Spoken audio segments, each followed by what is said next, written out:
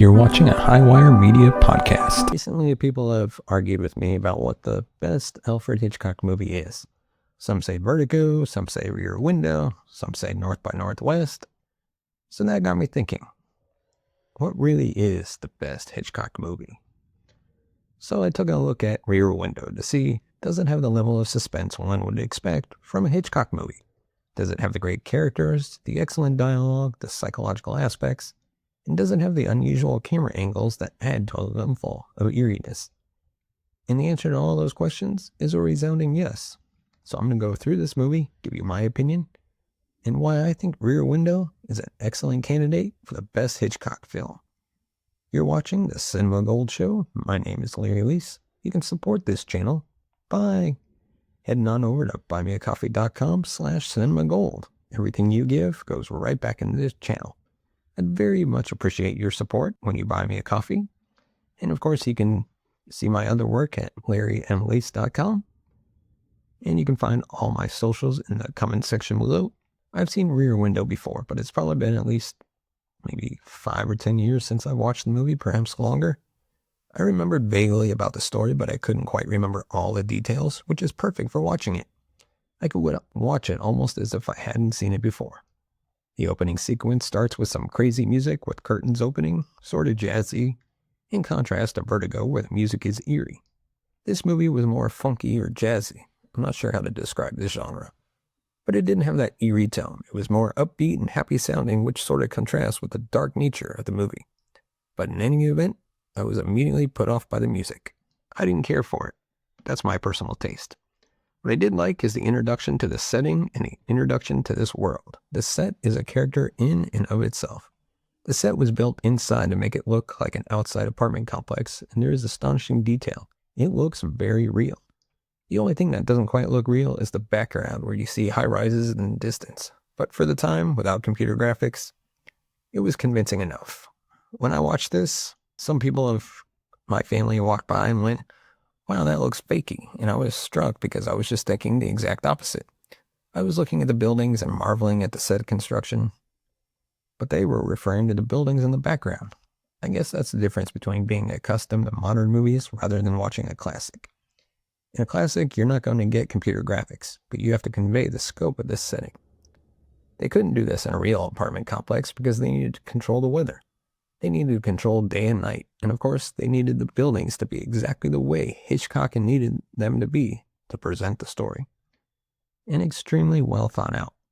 It's like a fantastic stage production, but on a much larger scale, and I appreciate that. The movie is fun to look at, and just for the visuals alone, this movie is excellent. Hitchcock is very good at visual storytelling. As the camera is panning around the apartment complex, you get a brief introduction to each of the characters without any dialogue. You just see them interacting with each other through the windows or walking around outside. And then they pan to a thermometer that shows the temperature up in the 90s. And then they pan to Jimmy Stewart sitting there sweating. That's excellent because it shows that there's a reason why everyone has their windows open, because this is the 1950s. Not everyone had air conditioning. There's even a couple that's sleeping outside. His girlfriend comes over and they have a conversation. Their relationship is not going well. He's an inventor, she's more of a city socialite. But it's Grace Kelly, so obviously Jimmy Stewart's going to want to stay with her. Grace Kelly is amazing, and her character and the relationship does develop the movie. It's actually the apparent murder of a neighbor that brings them together, along with the help of an insurance company nurse who's there to treat Jimmy Stewart for his broken leg. They see the neighbors, one man in particular, Lars Storwald, through the window, and through his actions, they suspect he murdered his wife. There are a lot of clues that set up the mystery. Why does he have the saws? What is he doing with the bed? Why is he cleaning up? Why does he have his wife's jewelry? Where did she go? Is she on a trip? Is she murdered? You see him with a large trunk tied with a rope. It's all very suspicious. So he calls a cop friend of his to investigate. But the cop friend doesn't take it seriously, but nevertheless investigates, because he's a good friend with Jimmy Stewart's character. The investigation results in them learning that the wife actually did go away on a trip. She was spotted by witnesses at her train station. Case closed. However, they keep watching the neighbor, and Grace Kelly's character and the insurance company nurse and Jimmy Stewart are convinced that this man killed his wife. They even send over Grace Kelly's character to investigate. She breaks into his apartment, and actually gets arrested. And it all culminates, spoiler alert, this is a real old movie, and if you're watching this video, I'm assuming you've watched the movie before. Lars comes over and has an altercation with Jimmy Stewart, which ends up in all the neighbors seeing a kerfuffle, and Jimmy Stewart falls out the window and breaks his other leg. However, the case is proven, and Lars is actually a killer. His wife actually was murdered. He wasn't crazy. He really did see what he saw. It's an excellent story. It's really well acted. The characters are fun to watch. It's just a little bit slow, even for a classic movie. So I don't think this is quite the best Hitchcock movie, but it is excellent.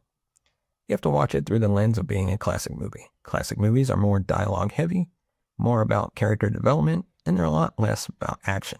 People with short attention spans might not appreciate a classic movie as much. But even for its day, I don't think it quite lives up to a lot of other Hitchcock movies, because it does have a bit of a claustrophobic nature, where Jimmy Stewart's character is only ever in this one set. It's a great looking set. His apartment looks very realistic. There's a lot of character stuff in there, like the pictures on the wall that really give an indication of what this person is like. You get his character through the dialogue, that's all very well, but the claustrophobic nature of him just being in one location doesn't quite work for me. I wanted to see more. Now I know that's not what this movie is for, so you'll probably disagree with this if you're a big Rear Window fan. But movies like North by Northwest are more grand. But I get that. Not every movie can be that. Taken for what this movie is all by itself, it's a gorgeous movie. It's extremely well shot, has a fascinating story. The suspense is rather slow to build, but once you get to the climax, the tension is there. So Hitchcock does achieve his goal of putting you on the edge of your seat. I wholeheartedly recommend Rear Window. I don't quite think it's his best movie ever, but Jimmy Stewart exudes charisma. Grace Kelly is amazing. It's a gorgeously shot movie. It's fun to learn about the characters through the camera lens of Jimmy Stewart's peeping eyes. Give Rear Window a shot if you like Hitchcock movies. I highly recommend it. I still prefer Vertigo, but I think Rear Window is an excellent contender for Hitchcock's best movie, along with other films like North by Northwest, Psycho, Rope, The Man Who Knew Too Much. I'll be taking a look at other Hitchcock movies in the future, so please hit that like and subscribe button so you don't miss the next video. That would be very much appreciated. And of course, like I mentioned, if you want to support the channel, you can buy us a coffee at buymeacoffee.com/cinemagold or scan the QR code right there. As always, thank you so much for watching and listening. We'll see you next time.